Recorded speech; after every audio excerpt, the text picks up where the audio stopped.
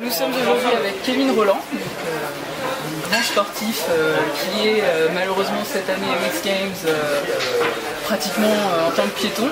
C'est ça. Mais Média. Tu es média. Et donc on a appris hier que tu faisais partie des organisateurs. Alors est-ce que tu peux nous dire un peu quel est ton rôle cette année? Alors moi je suis consultant, je vais me trouver en haut des compétitions pour prendre la température, apporter mon expertise, expliquer un petit peu ce qui se passe avec mon œil de compétiteur. Et puis voilà, donc c'est sympa. Tu vas interroger les compétiteurs juste avant leur départ. Oui. Qu'est-ce qui fait que c'est quelque chose de particulièrement novateur? En fait, il se passe plein de choses au départ. En termes d'émotions, il y a du stress, il y a de la joie, il y a de la peur. Et tout ça, c'est important. C'est sympa de pouvoir le montrer un petit peu à la caméra. Moi, j'ai eu cette idée parce que je suis compétiteur et je sais comment ça se passe. Donc, j'ai proposé ça et en fait, voilà, ils étaient super contents de pouvoir avoir un rider qui puisse aussi, vu que je suis proche des riders, parler un petit peu avec eux et puis expliquer ce qui se passe vraiment. Donc cette proximité te donne une légitimité et je sais que tu es accueilli par tes collègues plutôt que perçu comme un élément perturbateur. Disons que je ne suis pas journaliste, je suis rider à la base, donc ça aide. Donc, comment est-ce que tu décrirais ton sport pour quelqu'un qui ne connaîtrait pas? Alors le sport c'est un sport freestyle, c'est-à-dire que ça part à la base de notre imagination, on a envie de faire un nouveau saut, on s'entraîne pour, ça part de notre tête et puis après on se dit tiens on va essayer, on essaye sur le trampoline, on essaye sur des gros airbags et ensuite on fait sur la neige et puis on crée chaque année des nouvelles figures plus folles les unes que les autres. Et comment ça t'est venu en fait de devenir un professionnel de la glisse? Mais moi j'ai toujours fait du ski et quand j'étais gamin ce que je voulais c'était sauter les bosses, avoir un petit peu le côté fun parce que dans le ski alpin, le ski plus traditionnel, il y avait une certaine rigidité, une certaine rigueur qu'on a aussi en freestyle. Mais on a peut-être l'esprit un peu plus fun, un peu plus déconne, malgré la rigueur qu'on a quand même. Tu es originaire de la Plagne, donc tu es pratiquement chez toi dans ces montagnes. Est-ce que c'est un avantage? Ça fait plaisir d'être à côté de la maison. Moi j'aime bien faire des compétitions chez moi ou à côté de chez moi parce que forcément j'ai tous les amis, toute la famille qui vient et ça fait du bien au départ. Est-ce que tu as participé aux X Games à Aspen? Oui, j'ai participé, ça fait 3-4 ans que je participe. Comment est-ce que tu décrirais la différence entre les X Games à Tignes et les X Games à Aspen?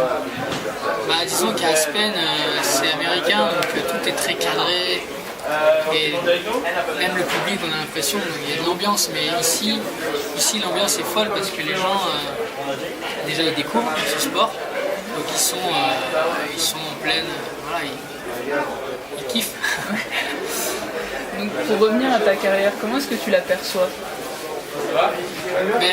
J'aperçois, je sais pas, je suis assez content du premier parcours que j'ai fait. J'ai réussi à avoir 4 médailles d'or aux X Games d'affilée, j'ai été champion du monde, j'ai gagné le club de freestyle. En fait j'ai gagné toutes les compétitions qui existent, sauf les Jeux Olympiques. Donc j'attends de gagner les Jeux Olympiques avant de les percevoir. Donc plus de 2 ans à attendre. Voilà, c'est ça. Qui est-ce qui t'a inspiré? Est-ce qu'il y a une figure qui t'a marqué dans le freestyle, quelqu'un dont tu étais fan et qui t'a donné envie de pousser plus loin que la simple pratique sportive? Moi quand j'étais gamin, j'étais un grand fan, une groupie de tous les riders. J'avais des posters partout dans ma chambre. J'étais fan forcément du français qui était fort. C'était Candice Tovex, qui était au devant de la scène tout le temps. Puis les Américains, Tyler Hall, les riders, je ne connaissais pas forcément les noms, mais en tout cas moi ça m'inspirait beaucoup quand j'étais gamin. Est-ce que tu penses que le freestyle s'est beaucoup démocratisé ces dernières années? Parce qu'on voit à la télé, il y a de plus en plus d'émissions qui présentent. Au début c'était des clips et maintenant c'est des émissions ou même les films qui ont été tournés par différents riders qui sont passés sur des grandes chaînes. En fait, le ski freestyle c'est déjà démocratisé énormément aux États-Unis depuis un bon bout de temps. Tout le monde connaît les sports extrêmes. En France, ça arrive seulement depuis 2 ans, ça arrive petit à petit, grâce aussi aux X Games Europe qui amènent du média, qui amènent de la reconnaissance à notre sport, et ça fait que commencer. Côté entraînement, quand tu n'es pas sur le circuit, est-ce que tu as un entraînement physique particulier ou est-ce que c'est simplement pratiquer tous les jours Ben, je m'entraîne beaucoup physiquement, j'ai un programme physique. Je fais beaucoup de trampoline, de water jump, c'est des rampes où on retombe dans les grosses piscines. De airbag, c'est des sauts où on retombe sur les gros airbags. Et ensuite seulement sur la neige. Et puis voilà, après on dépend des conditions pour s'entraîner, donc ça dépend beaucoup de la météo, des infrastructures qui sont mises à disposition. L'été, tu fais quoi par exemple? L'été, je pars skier en Nouvelle-Zélande ou au Canada. Et je fais ce que je disais, du water jump et du trampoline. Et au niveau de l'univers du freestyle, est-ce que tu dirais qu'il y a un intérêt des pratiquants du freestyle pour la mode ou est-ce que c'est plutôt la mode qui s'est intéressée à vous habiller? Non, c'est les riders, je pense. C'est-à-dire que ce qui était fun, ce qui était cool dans le ski freestyle, c'est justement que on avait un look différent, les bonnets de travers, les pantalons, tout. Tu reconnais dans la rue un mec qui est branché freestyle et l'autre qui ne l'est pas, quoi.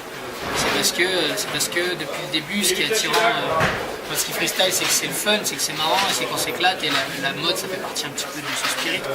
Alors c'est quoi l'accessoire du moment ou la tenue du moment qui est vraiment au top cette année? Bah, c'est difficile à dire parce que tous les riders ont des styles différents. Il y en a qui sont en slim avec des cuirs. Tu regardes Shaun White, il est en cuir de haut en bas. T'en as d'autres qui sont ultra larges avec des t-shirts qui leur arrivent aux chevilles. Moi je suis plus entre les deux. C'est plutôt un mec pratique donc je suis un mec looké mais pas moi j'aime bien les trucs assez sobres, assez simples, mais classe, mais quand même un peu dégueu. Toi tu es plutôt un skieur, est-ce que tu as déjà essayé le snowboard? J'ai dit oui, j'ai essayé le snowboard comme ça pour rigoler. J'ai jamais pensé à faire carrière là-dedans. Qu'est-ce que ça fait de se voir comme ça en tête d'affiche sur des compétitions? Est-ce que ça a changé ta manière d'être? Ça t'a fait repenser certaines choses? Ça arrivait vite, donc j'ai pas trop eu le temps de vraiment m'y faire. Je suis passé, c'est sûr, d'un petit gamin qui voulait tout déchirer au statut de leader. Ça fait bizarre. Ça fait bizarre, mais en même temps, c'est une bonne expérience et t'apprends beaucoup sportivement quand tu fais ça. Cette année, tu ne vas pas concourir, mais qu'est-ce que tu aurais fait comme trick? Une nouvelle figure qui s'appelle le double flat spin. C'est un gros, on tourne un petit peu autour de son bassin, deux fois. C'est un saut qui est assez compliqué, qui n'a jamais été rentré en compétition encore. Donc je travaille là-dessus, c'est comme ça que je me suis mal. Mais bon, je garderai ça pour l'année prochaine. On reverrai sur les pistes en septembre, donc 6 mois d'avant. Qu'est-ce que ça te fait d'être consultant pour Canal+, à un aussi jeune âge? C'est sympa parce que moi je voulais prendre part au show, au spectacle, à la compète et c'est une bonne manière d'être présent, d'être avec les riders et de vivre le contexte. Est-ce que tu étais content de présenter tes camarades de jeu? Forcément, moi c'est mon univers, donc forcément je suis à l'aise quand je suis avec mes potes qui ride et toute cette ambiance game, c'est mon chez moi. Quel est ton pronostic? Torini Alter Wallace, l'américain, deuxième David Wise, troisième Thomas Krief. Donc, et la Team France, on l'a vu plutôt en forme, comment se porte-t-elle? Ça skie bien, ça skie très bien. Il y a Thomas Krief qu'on voit là-bas qui est bien, c'est ceux qui skient mieux pour l'instant. Il y a Ben Valentin qui a son run parfait, donc il risque de faire mal. Et tu as Xavier Bertoni aussi, mon pote, qui est à fond, qui s'est bien entraîné et qui risque de faire mal s'il pose sa dernière figure.